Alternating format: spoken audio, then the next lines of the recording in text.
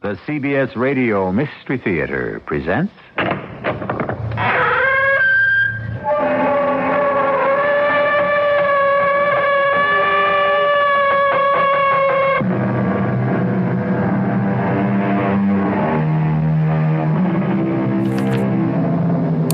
Come in. Welcome. I'm E.G. Marshal. Who was it that said, "A wise woman never yields by appointment.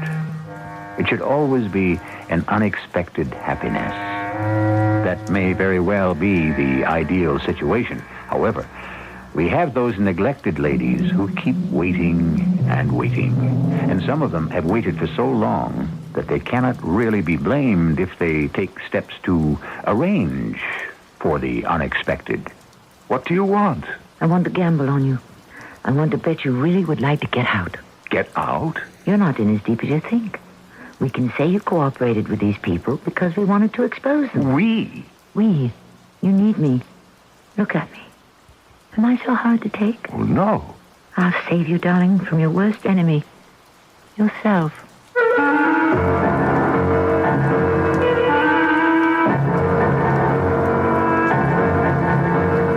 Our mystery drama, The Old Maid Murders, was written especially for the Mystery Theater by Sam Dan and stars Tammy Grimes. I'll be back shortly with Act One.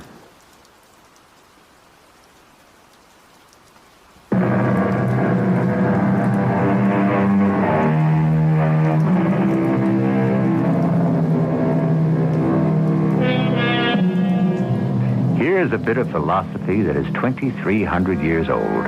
A woman's time of opportunity is short, and if she doesn't seize it, no one wants to marry her, and so she sits and waits and watches for omens. Laura McRae has been confidential secretary to that renowned political scientist and advisor to presidents, Professor Morgan Lowcroft, for the past 12 years, and during all that time, she has been sitting and watching and waiting for omens that might suggest she could become something more.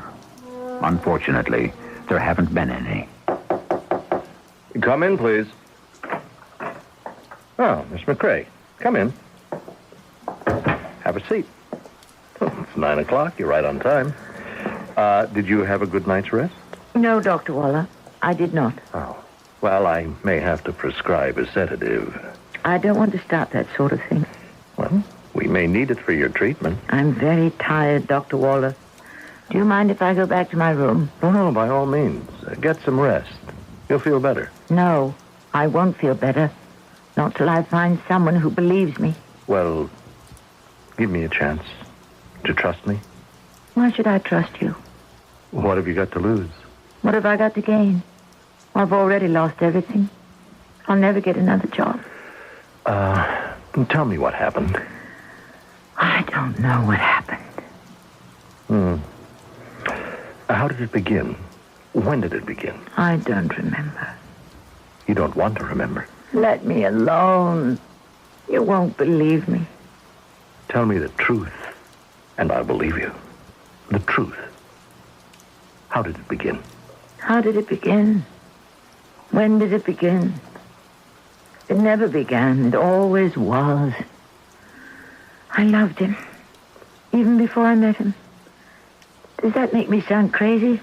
No. It was always Dr. Lowcroft and Miss McRae. He was very good to me. But I didn't want that. I wanted him. There were women from time to time.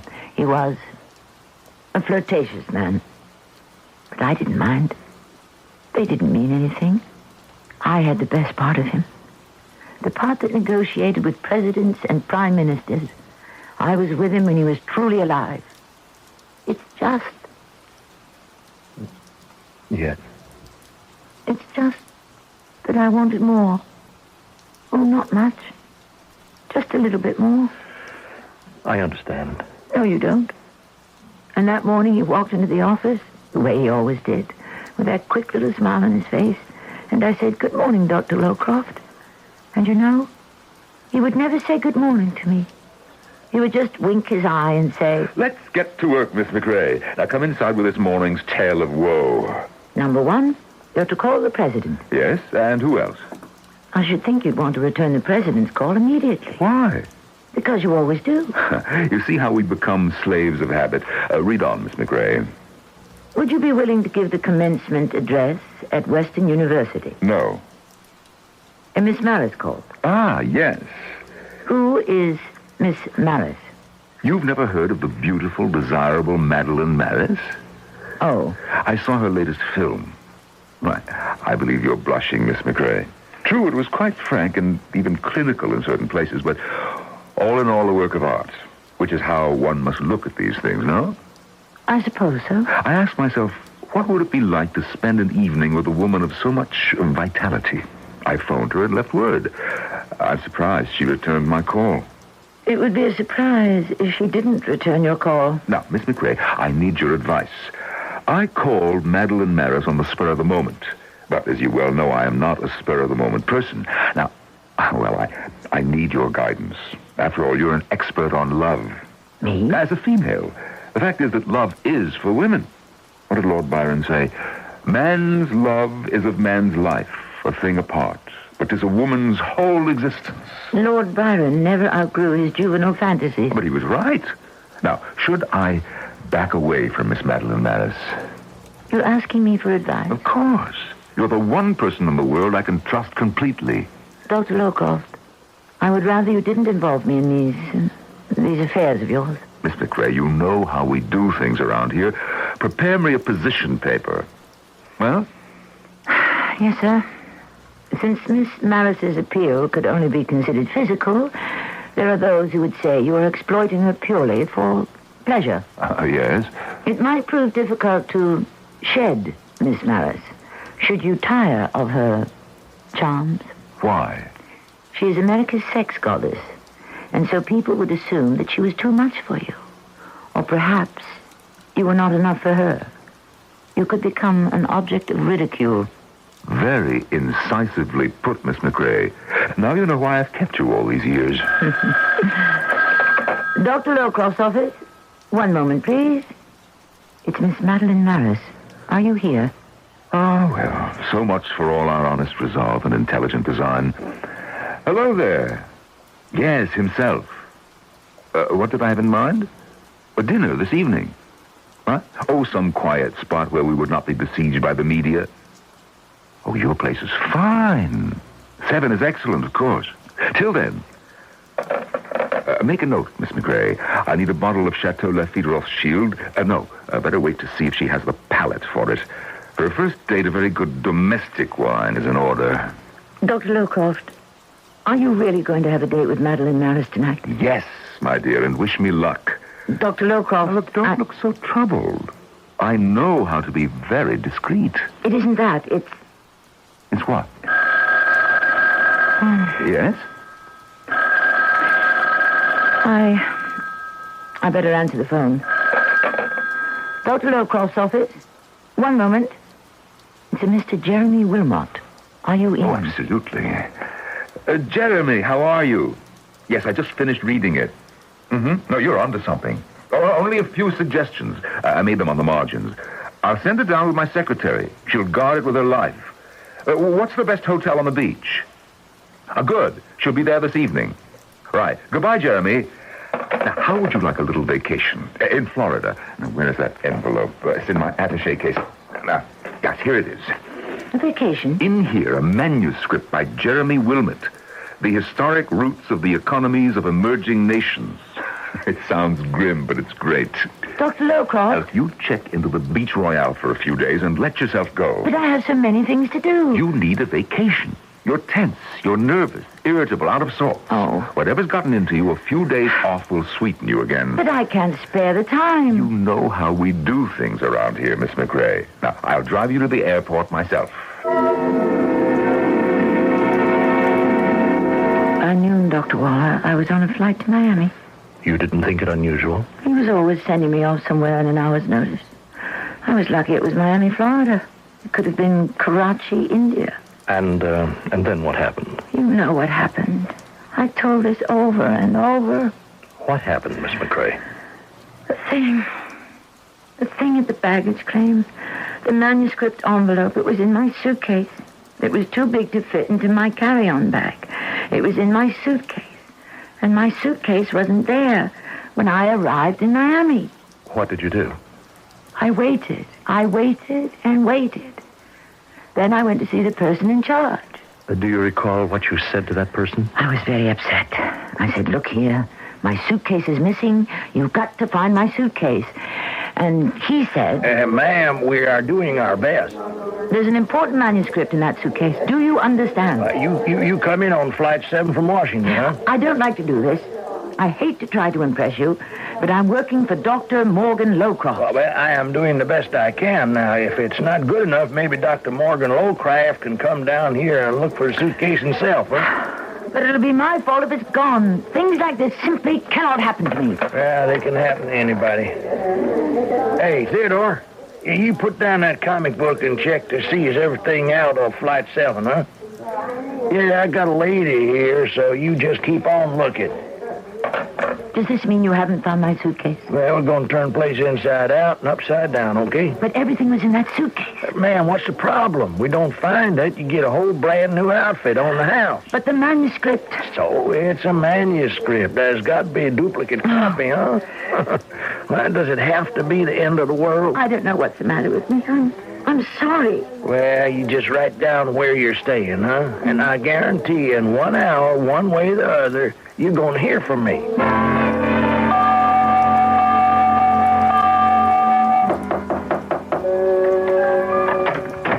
Well, howdy do. Oh, it's you.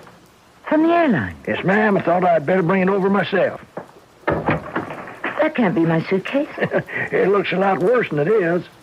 It's destroyed. Well, we are sorry, ma'am. You get a new one. Well, how did it get so mangled? Well, we got this mechanical lifter, and sometimes, well, anyhow, your clothes seem to be okay now. But anything you want to replace, well, The envelope. It's ripped. Yeah, I don't think there's more than maybe a couple of pages that might be readable. Let me look. The first 2, 3, 4, 5, 6 pages have been torn. It don't look too bad. The whole thing appears to be so crumpled. I'll have to type a fresh copy. Look, do you want us to handle that for you? No, thank you. You've done enough. Well, now, you let us know if we can help out. I will. Goodbye. Yeah, well, have a nice vacation.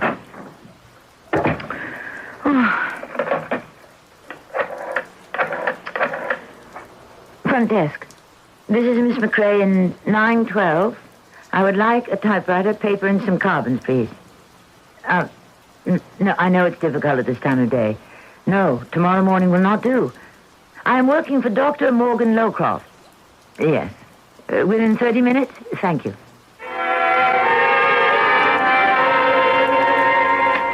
If we are to consider the specifics of the distribution of American military forces throughout the world, we may design the proper countermeasures to halt the insidious spread of American imperialism. What? Yes, Miss McCrae. Miss McCrae? There it was, Dr. Waller. I couldn't believe it. I read the entire manuscript and Please, calm yourself, Miss McCrae. calmed myself. I'm telling you about a plot to reveal the entire system of our defense, and you tell me to be calm. You must. It is important. I'm telling you that a man who operates on the highest levels of our government, who knows every single secret, is a foreign agent, and you want me to be calm? Miss McCrae. I'm telling you, this man is a traitor and a spy, and you want me to keep calm.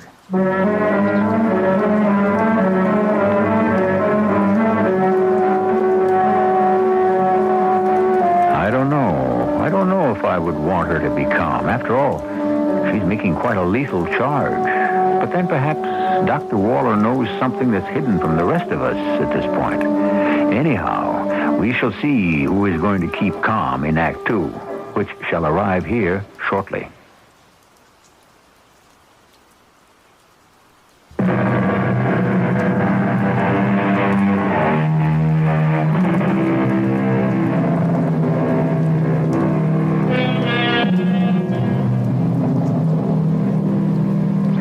the last, said the poet. Our only hope lies in ourselves. Of course, what he meant was our hope of salvation. But short of that, we can really use all the help we can get.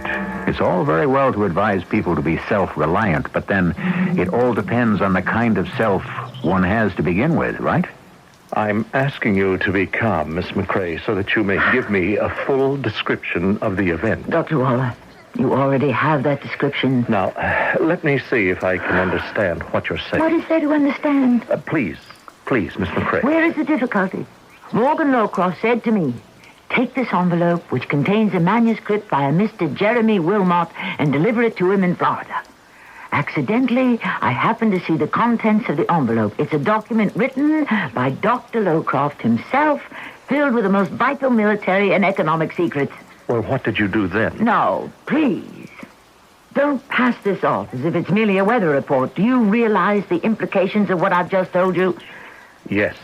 Do you believe what I've just told you? I accept what you just told me. I'm sick and tired of being patronized by people like you. I'm going back to my room. You will go back to your room and do what?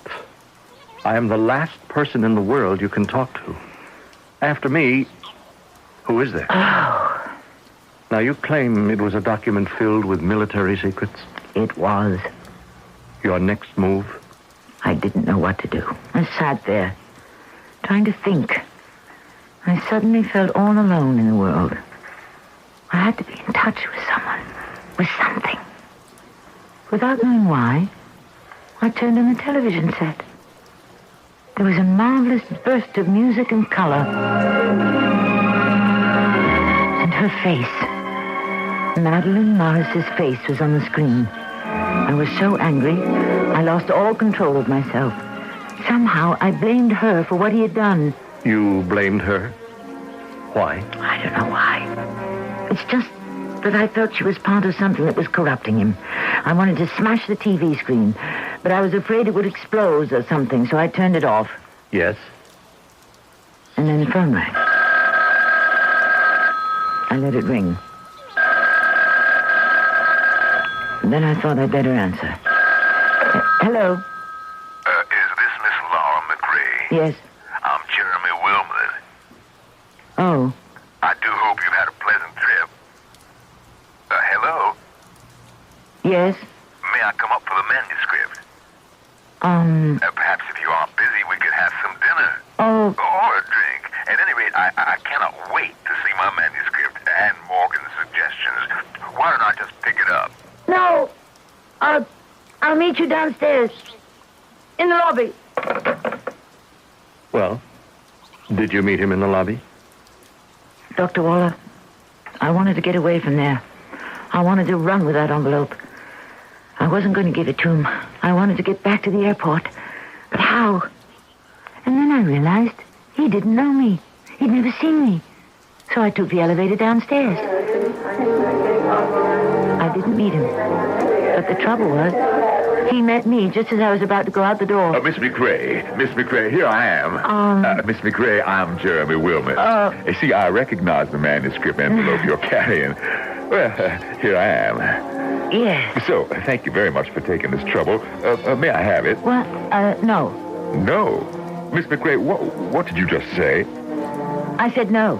Well, I'm afraid I don't understand. You were sent here specifically to deliver this manuscript. To deliver it to me. You can't have it. Miss McCrae, is something the matter with you? I said you can't have it. Now, I must insist. Take your hands off me. Don't you dare touch me. Do you mean that we're going to have a scene about this? I said take your hands off me. Please, if something's the matter, let me help you. Get away from me. Hey, what's going on here? This man is attempting to attack me. Hey, hold it, buddy. Now, look, all I'm trying to do... Help me, somebody, please. Help me. And did you receive help, Miss McCrae? Oh, yes, Doctor. In a moment, he was surrounded by an angry crowd. In the confusion, I slipped out the door and into a taxi. Soon I was at the airport and on a plane back to Washington. I was so frightened. I could hardly breathe. Frightened?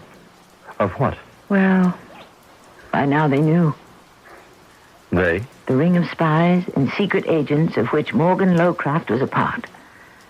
Would they be waiting for me at the airport in Washington? I somehow made it to the cab stand. I went directly to Morgan Lowcroft's apartment. He wasn't home. I decided to wait in the study. Well, how did you get into the apartment? I have a key. It was midnight. And then 1 a.m. And 2. And finally, just a few minutes before 3, I heard the door open. Miss McCrae, what are you doing here? I see you didn't spend the night with Miss Marin. What are you doing here?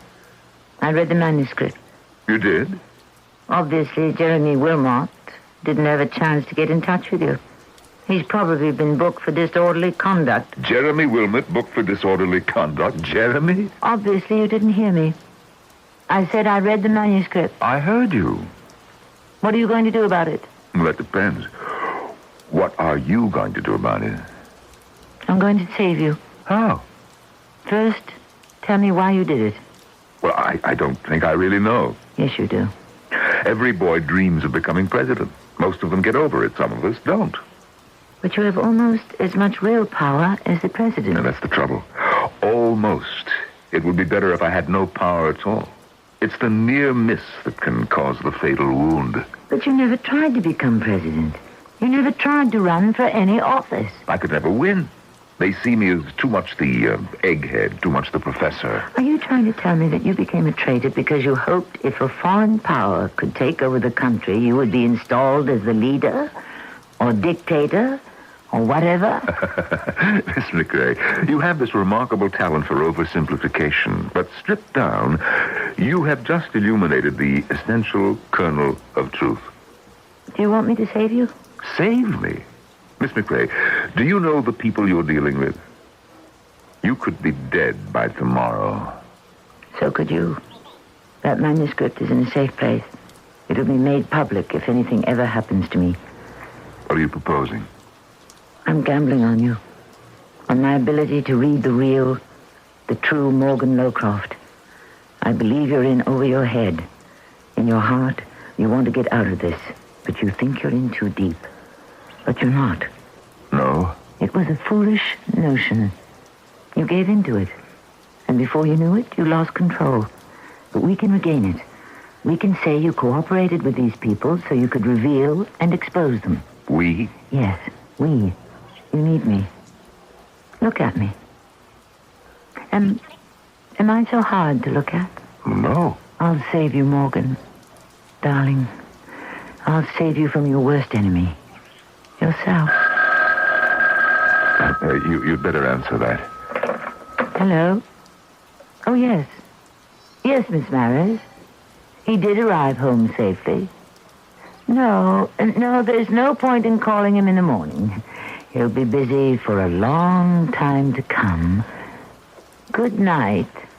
Now, hold on, Miss McCrae. My name is Laura. Call me Laura, darling.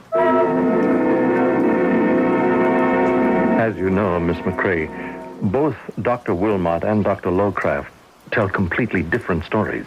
They're lying. Now, Dr. Jeremy Wilmot is a professor of economics in a leading Florida university. He is known to have no subversive connections. I know his version, and Morgan Lowcroft's version by heart. Dr. Lowcroft denies ever having written such a document. Naturally. What else could he do? But let us continue with your story. You confronted him early that morning when you returned from Florida. Yes. And then? I insisted we move immediately to expose the spy ring to the authorities. But he said we would have to proceed cautiously. Well, what made you decide, finally, that he could no longer be trusted? It was Madeline Maris. Oh? He had promised me that he would no longer see her or have anything to do with her. And he broke that promise? Yes. He had been meeting her in secret. But you know Washington and the columnists. You can't hold them off for too long. One morning I was reading the paper, and in one of the columns it said, "In out-of-the-way places, 2 familiar faces, Beauty and the Brain, Morgan and Maddie." It could have been gossip. I checked it with the reporter. It was all over town. Everyone knew it but me. So I confronted him with it. I said to him, "You lied to me." And you know what he did? He just laughed. Oh, my poor Miss McCrae. Don't laugh at me. Our agreement was that you were to drop Madeline Maris. Now, let me tell you about our agreement. When you behaved so inexplicably, I didn't know what to make of it.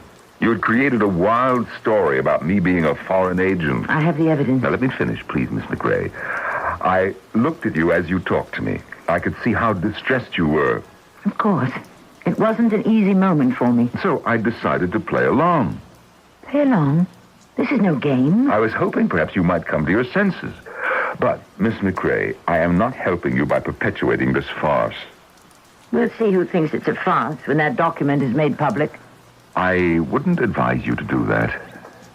Are you threatening me? I'm counseling you. Yes. You need good counsel. Sensible, practical guidance. Don't try that tactic with me. I know how you operate. The wise, calm, patient, all-knowing expert. Along about this time, you should be lighting your pipe.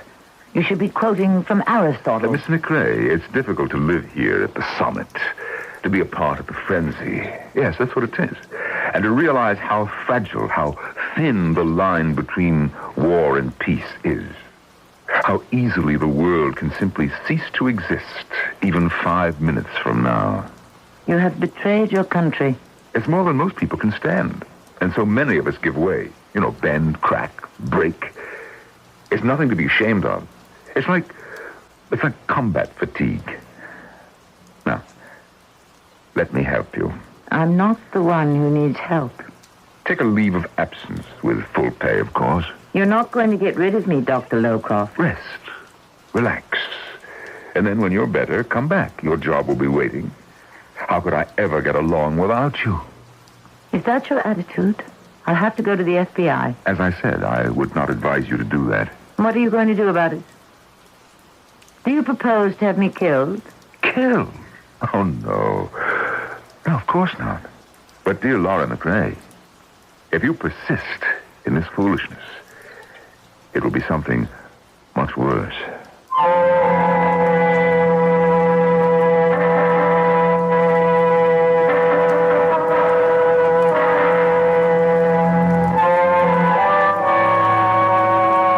Something much worse than being killed? A fate worse than death? What can such a prospect be, especially to a lady like Laura McCrae? Each of them talks to the other like a person who holds a winning hand. But who has the aces and who has the deuces? The showdown is scheduled for Act 3.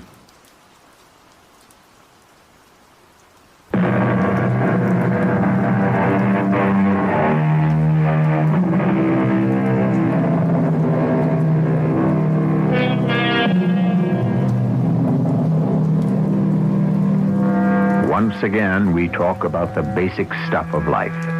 Life and fiction. Reality and illusion.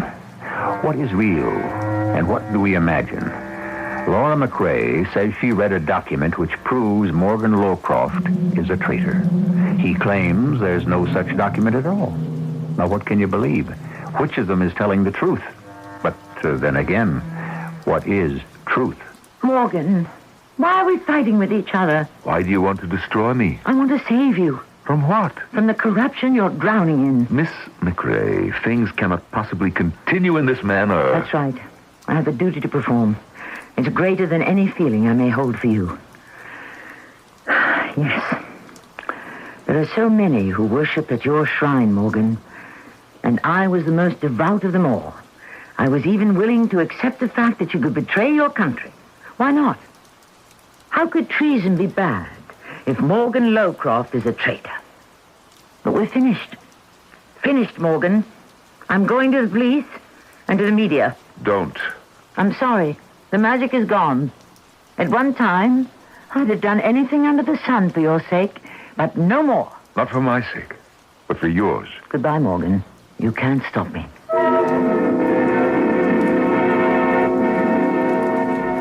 That's what I thought. But he did stop me. It seems I forgot something. You know what I forgot, Doctor? Tell me. I forgot that he was the establishment. And you simply do not buck the establishment.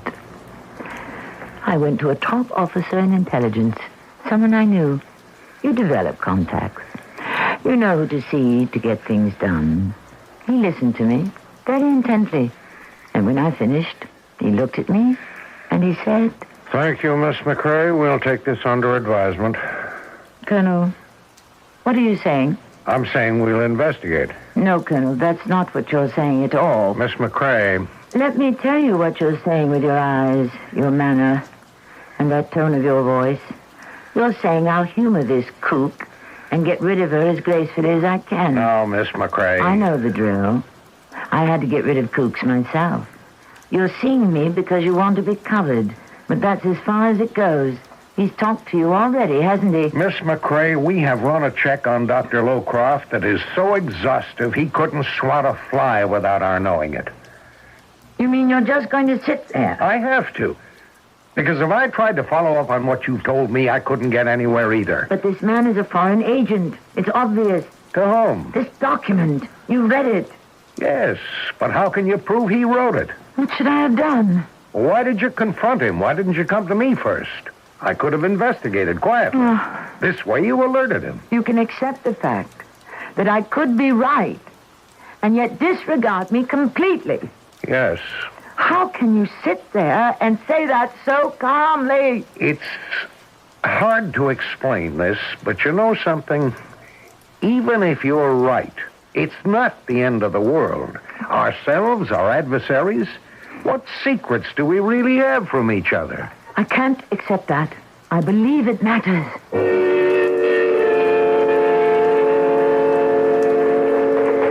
What's your complaint, Miss McCrae? You say the media's sitting on the story. My paper published it. My station's carried it. But look at how you slanted it. Miss Laura McCrae claims. Miss McCrae alleges. Well, that's what they are. Claims. Allegations. I stated basic facts. If I told the story as you told it to me, I could be sued for libel. This sub-headline, Spinster, says Dr. Lowcroft admitted his guilt. What about it? Do you have to label me as a spinster? How does the dictionary define spinster? An unmarried woman. Does that describe you? If I were an unmarried man, would the headlines describe me as a bachelor? Spinster. There's something ungainly, something erotic. What right does a woman have not to be married? There must be something wrong with her. You came to us with a story. Because of your position, we printed it. We have now discharged our duty. It's up to the authorities to take it further. I showed you that document. Well, he denies that he ever gave it to you. And here we go, round and round again. I have a responsibility. Yes, and I know to whom. Yourself. You're scared, Mr. Jones. Of what? You're afraid you'll be frozen out. You won't get any more inside information, any off-the-record briefings. You're not going to rock the boat. You're not going to make a powerful enemy. Just between you and me, Miss McCrae, what's the real story? I told you the real story. No, you didn't. I've been around this town too long not to recognize a vendetta when I see one. What did he do to you? Are you trying to say there's something personal in this? There has to be. Is that what you think? A woman of your inside experience and understanding? How could you miscalculate so badly?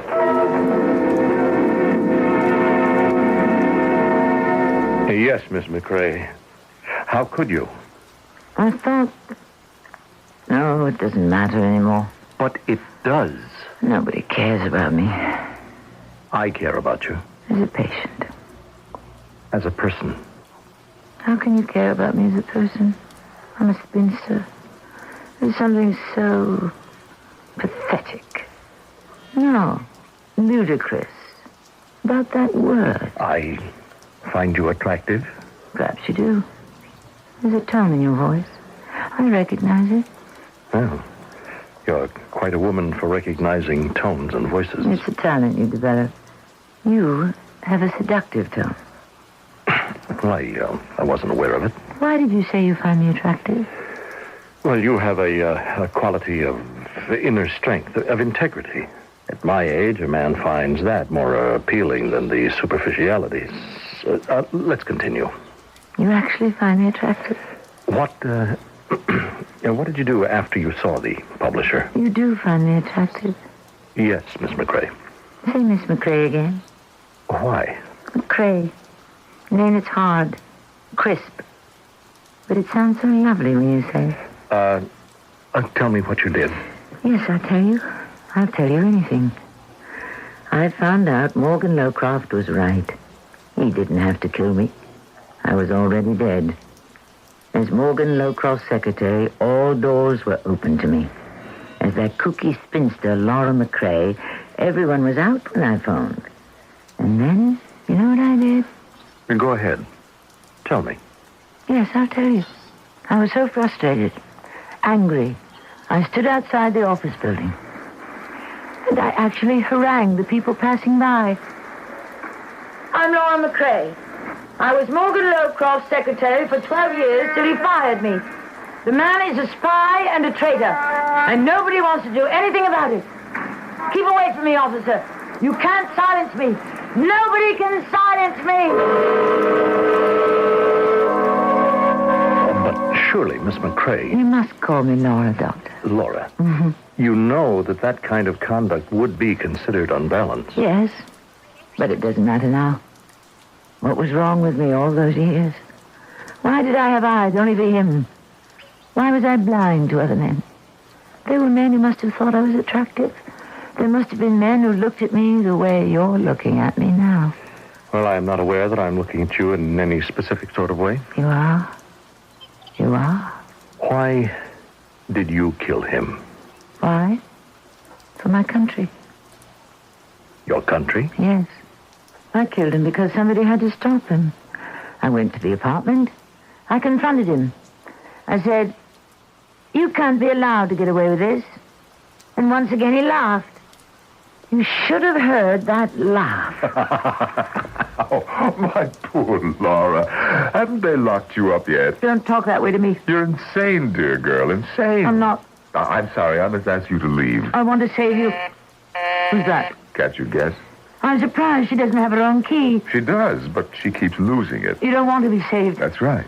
Goodbye, Miss McCrae. But I'm going to save you, whether you like it or not. Now, look, this has gone on long enough. If I can't save you in one way, I'll save you in another. This is how I'll save you.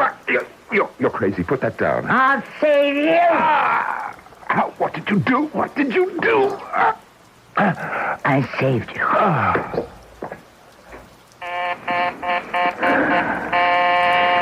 Keep ringing. Keep ringing. He'll never answer you.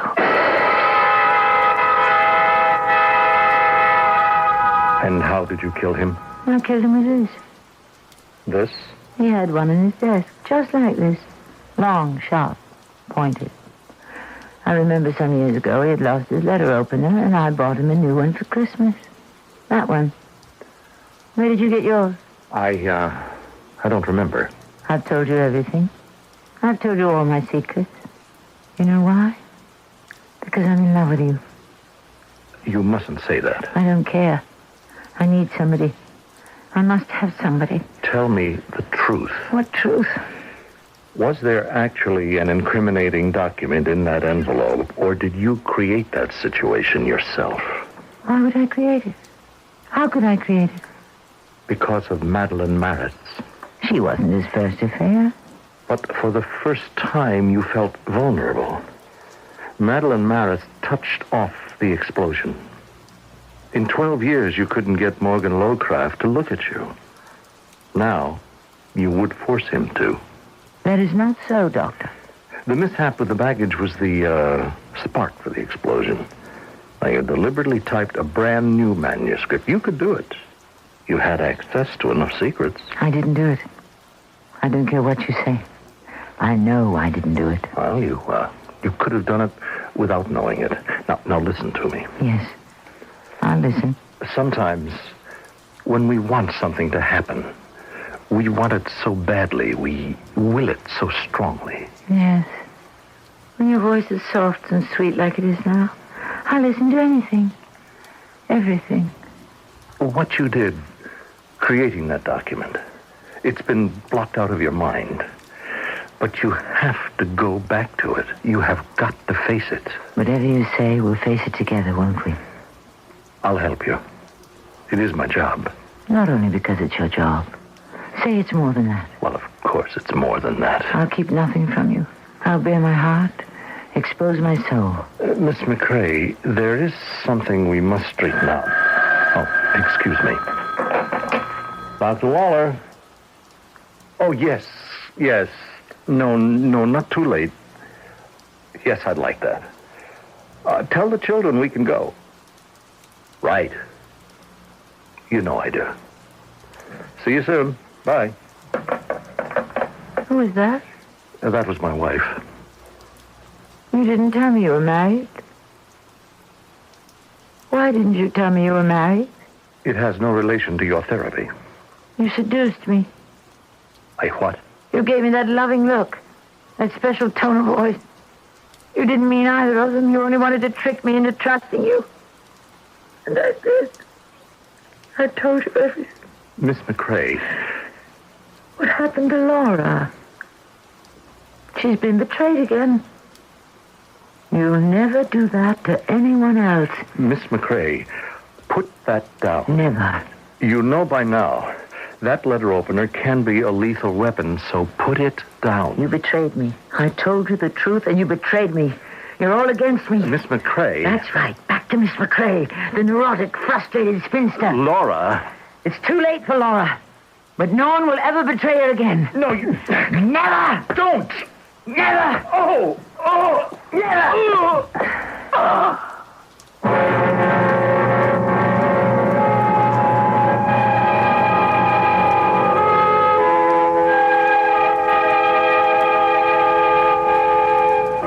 It doesn't look as if anyone will ever get the chance either. Our heroine has been put away for quite a long time.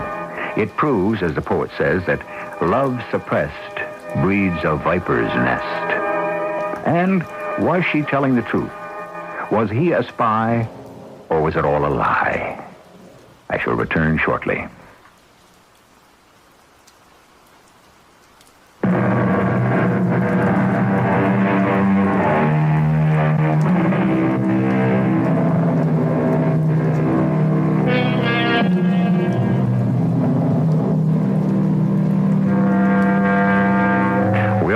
Story of the Emperor's new clothes, how everyone fawned over him and flattered him on the magnificence of his imaginary wardrobe. That is, everyone except for one little boy who piped up, "But the Emperor is naked." It's too bad the story ends there. It would be most instructive to learn what happened to that clear-eyed little boy. Did everyone appreciate his sincerity and candor? How, if at all, was he rewarded? What sort of future did he have, if any? Was our story a variation on this ancient theme? Well, you know how it is with a good story. It's anything you want it to be. Our cast included Tammy Grimes, Norman Rose, Court Benson, and Earl Hammond. The entire production was under the direction of Hyman Brown. And now, a preview of our next tale. After all, he isn't a close friend or anything like that. No, but I mean, if I'd been in my office, or even at home where I was supposed to be, maybe he wouldn't have done it. Oh, nonsense. I mean, I was here with you. Where you were or weren't has nothing to do with what happened. It's my fault. Will you stop taking credit for something you couldn't help? You're just being arrogant. Arrogant? Me? It's Louise. Louise? What about Louise? First Benita Barlow, now this Stephen Bennett. Both dead. But Louise didn't know either one of them. That doesn't mean a thing. Not when you have the capacity for evil. The evil eye.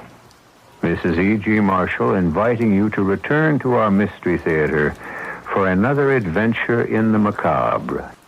Until next time, pleasant dreams.